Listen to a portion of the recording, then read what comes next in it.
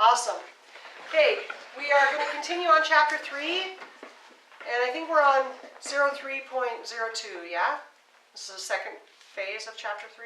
All right. We're going to talk about signs of death. And this is one of my favorite lectures because I get to talk about putrefaction. And I just think that's a really cool word. Okay? So, we are going to talk about physical signs of death. Don't you think putrefaction is a cool word? I think putrefaction is a cool word. You don't get to use it enough. I get to use it probably way more often than a lot of other people do. All right. The thing about death is that we don't call death. Okay, we don't get to make the decision about whether or not someone else is dead. What we can do is we can call our medical director and we can say, hey, this person's head is over in the corner and their body's over here. Pretty sure they're dead. The medical director will say, okay, you can call it. Hey, doc, we've been doing CPR on this guy for 40 minutes. We've got no signs of life. We haven't had any signs of life. It was an unwitnessed arrest. Okay, you can call it. It's not our decision in the field to make those calls. But there are some things that we can discuss and think about and learn that will help make it a little bit easier for us to decide if we should call the doc and say, hey, I think this person's dead, or if we should continue care and get the person to the hospital. Can paramedics or anybody, or is it just the doctor? Just the doctor. Is that statewide or is that? Well, according to your text, it's nationwide, but I know for sure that it's a rule here. Okay? Now, that doesn't mean that the doctor can't have a protocol already in place that says if their head's in the corner and their body's in that corner, it's okay for you to say they're dead. But that decision still ultimately rests with the medical director. I don't know what your medical director's protocols look like. I don't have any idea. So you may have a protocol that says if the patient has 5 definitive signs of death, then you can call them dead. I don't know. I don't know what your protocols look like. Okay? The first thing that we need to remember is that if a body is still warm and intact, what does intact mean? In one piece. It means in one piece. Do we care if their arm's over there? No. No. If their torso's in one piece and their head's attached to their torso, they're still intact enough that we could provide CPR. Right? Okay, so we don't care if their ankle, no offense to your wife, we don't care if their ankle is on the other side of the room and their body is out underneath the car. If they have an intact torso, head, and a place for us to provide CPR and they are still warm, we should try CPR. Now, if they are suffering from hypothermia, does that change that rule? Yeah, because they could be cold. No. They're cold, right? Hypothermia is cold. They're not dead until they're warm and dead. They're not dead until they're warm and dead. So, if they aren't warm, we want to make them warm. We're going to get them in the back of our ambulance, turn the heater on so we can just sweat all over the place while we're performing CPR. They're not dead until they're warm and dead. So we're going to start with a baseline of warmth. If a patient is warm and intact, we're going to start CPR. Unless they have some of the definitive signs of death, or your medical director has said, at this point, you don't need to worry about it. I already mentioned definitive signs of death, but we really have two different categories of signs of death. The first one is presumptive.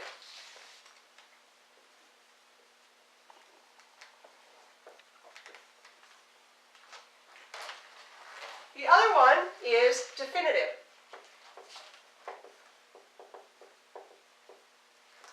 Okay. What do you think the definition of presumptive is? You presume they're dead. You can presume they're dead. They're not definitely dead, but you can make a good assumption that they're dead. So what are some of the signs that are presumptive? No pulse. Pulseless.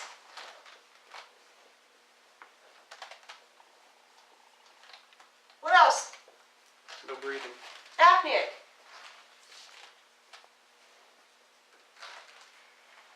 Whenever I can, I'm going to try and talk to you about medical terminology. I don't know how much background you guys have in medical terminology or not, but we have an entire chapter of medical terminology that we need to cover. So I'm going to try working it in whenever I can. So when you say no breathing, I'm going to say apneic, because that means lack of breathing. Yeah. presumptive sign of death? No systolic blood pressure. Okay, no blood pressure?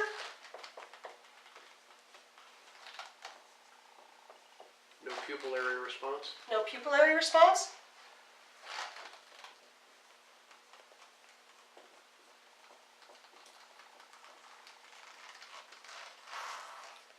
Not warm. Is that going to be a presumptive sign of death, or is it going to be a definitive sign of death? Presumptive. Could be presumptive. What else could it be? Hypothermia. Could be definitive, right? Could be. Okay, both, yeah. Yeah. Okay, so we might see a decreased temperature. But remember, if the decreased temperature is due to hypothermia, they're not dead until they're warm and dead. Okay? What else? Unresponsive to painful stimuli. Okay? Unresponsive. And one more. Cyanosis. Profound cyanosis. Not just a little bit cyanotic.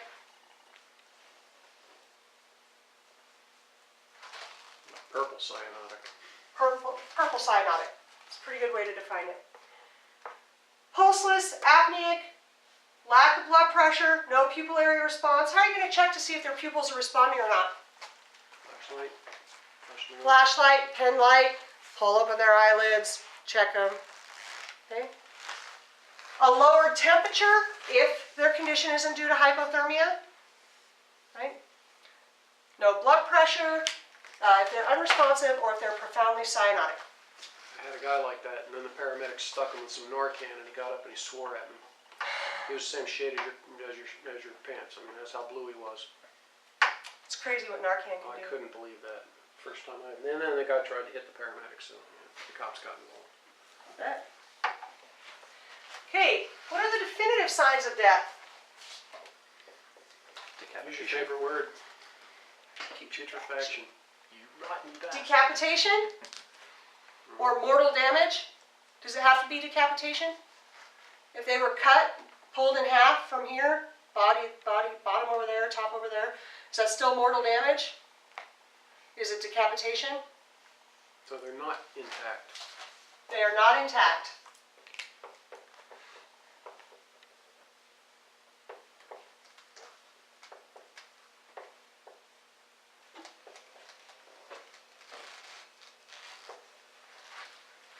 What is another sign, a definitive sign of death? Dependent lividity. Dependent lividity. What else is that known as? Cooling. Pooling of blood. Okay. How about another more medical term? I don't know. Livor mortis. Livor mortis. Dependent lividity.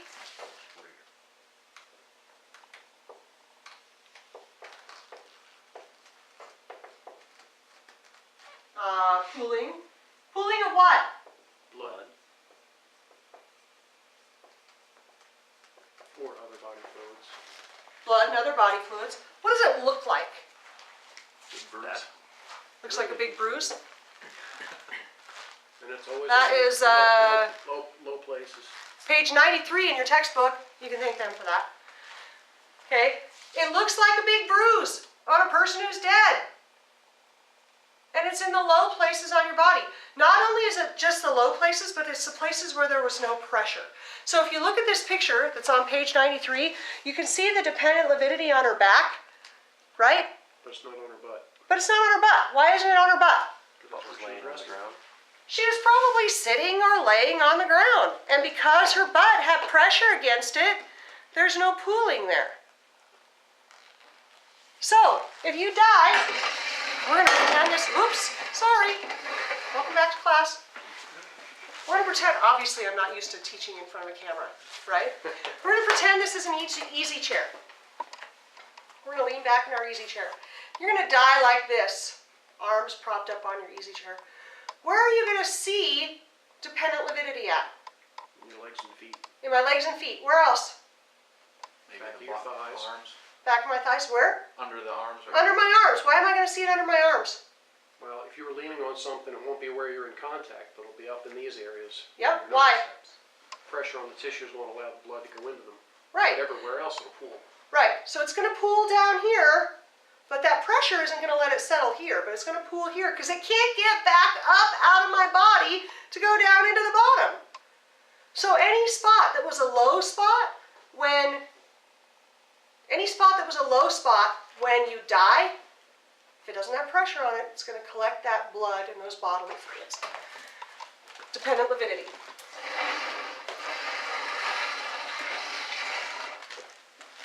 Okay, what's another one? Rigor Rigor mortis. mortis. Rigor mortis. What is rigor mortis? Stiff. When you stiffen up. When you stiffen up. Why do you stiffen up? The muscles just contract. I don't know why they do it, but that's what it is. It's all your muscles are contracting and getting stiff. Is it because they're losing fluids, or I don't know why they Because do the it. waste products aren't leaving. Okay. How long does rigor mortis last? Cheat. Check your book. 2 to 12 hours. Good job. Okay. Rigor mortis doesn't last as long as it seems like it does. Okay. When you watch a movie, people are in rigor mortis forever. They get hauled out of things and they're all bent over, and it doesn't actually happen like that. It doesn't stay that way. They don't stay that way. Okay, and last but not least, Your word. my word. Putrefaction. What is putrefaction? Decomposing of the body. Decomposing of the body. What causes that decomposition? Just the waste Bacteria. products and bacteria. Bacteria, yeah. The bacteria start to eat you alive. Well, or dead, right? Because you're not alive anymore. They start to eat your tissues, and then they put off waste products. And those waste products start to break down your tissues even faster. So the bacteria starts to multiply, and you start to get soupy and gross and liquidy, and your body is putrefying. Don't you think it's a cool process? Mother of you- Nature's None of you answer- are agreeing with me. Mother Nature's answer to hanging around. Reminds me of that house that we cleaned. You don't think that it's totally cool that your body will completely decompose? Oh.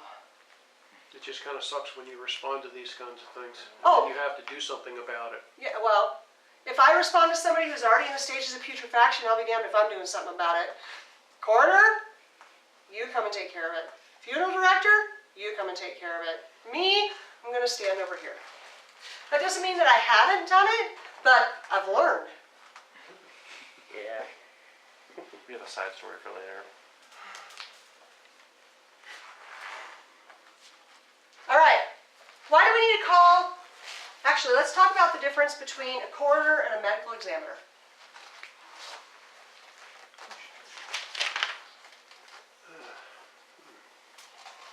Welcome to the state of Idaho, by the way. Not every place is like this, but okay. Why do we need to call a coroner or a medical examiner? They're the only ones that can definitively say a person's dead. Nope. Remember, our doctor can do that. Yeah, I don't know that.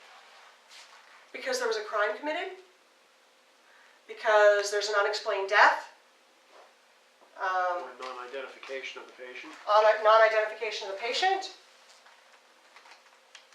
So, what is a coroner?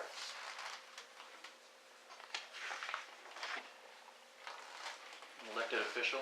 An elected official. I never knew that. The requirements are silly. There really aren't.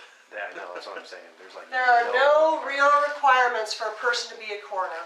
They don't have to have any background in medicine. They don't have to have any background at all. You know, they have to win a popularity contest and be voted. In order to run, there's like one qualification. I forget what it is. I'll look it up later. That you're over the age of 18. No, it's like one weird thing, but I'll look it up. Okay, now what is a medical examiner? He's a doctor. They usually have some degree in some type of medicine.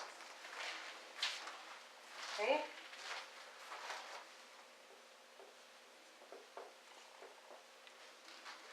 They usually have an advanced degree in forensics or something like that. They're not an elected position, they're a higher position. Okay? So they have a job rather than an office.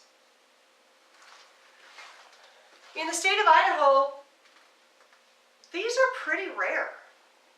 We have one in Ada County. Every other county in the state still uses the coroner's office.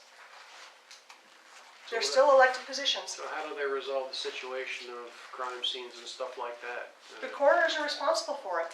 With no They're part of the background? sheriff's office. Just Yeah. delegate. Scary, right? It's weird. The coroner in Clearwater County is an advanced EMT. At least he has that. Pardon? At least he has that. At least he has that. Custer County too. Their coroner is an advanced EMT. In many small communities, the only person with any medical experience at all is the volunteer EMS providers that are there. Most of the state of Idaho, a vast majority of the state of Idaho, isn't even covered by pre-hospital 911 EMS. 55% of the land in Idaho has no EMS coverage.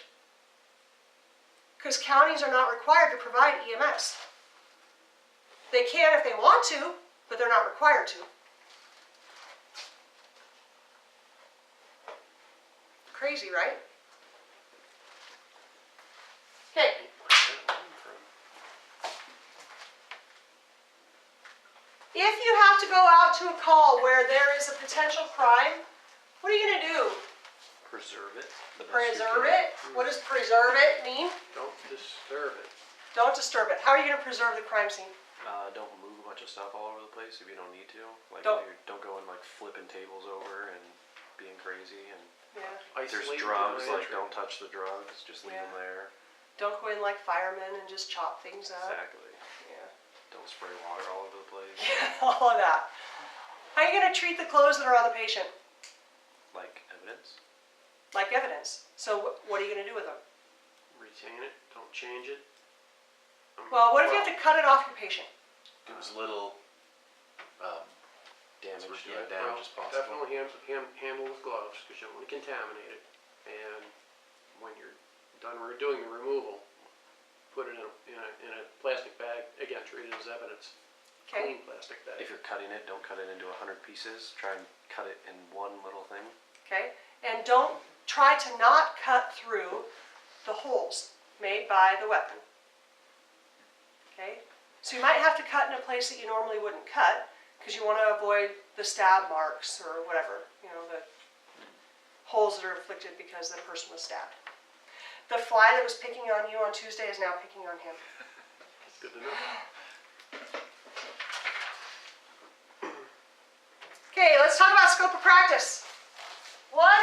We talked about this just a little bit last week, or last Tuesday. What is your scope of practice? We're allowed to do to the patient Is this what in you're terms of treatment. Okay, it is the skills and interventions that you are allowed to practice.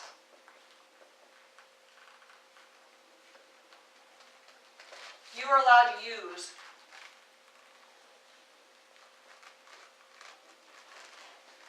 Okay, what is the standard of care? It's a guideline of the manner in which you need to provide care and behave as an EMT. Okay, it's a pretty good guess and pretty close. The standard of care is defined as how would a similar person trained in a similar way respond in a similar situation. Okay, so if you are practicing within your EMS agency and you are accused of violating your scope of practice because you did not put a patient on a long spine board, you could be potentially found guilty of violating your scope of, or your standard of care. It's within your scope of practice to put a patient on a long board.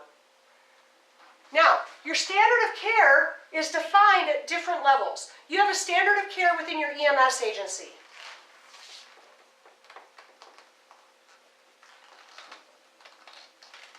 What if your medical director has said, you in this agency, you are not allowed to put people on spine boards? Did you still violate your standard of care? No. Your medical director told you that you couldn't. Okay, you didn't violate your standard of care. Standard of care gets bigger than just your agency, your local jurisdiction.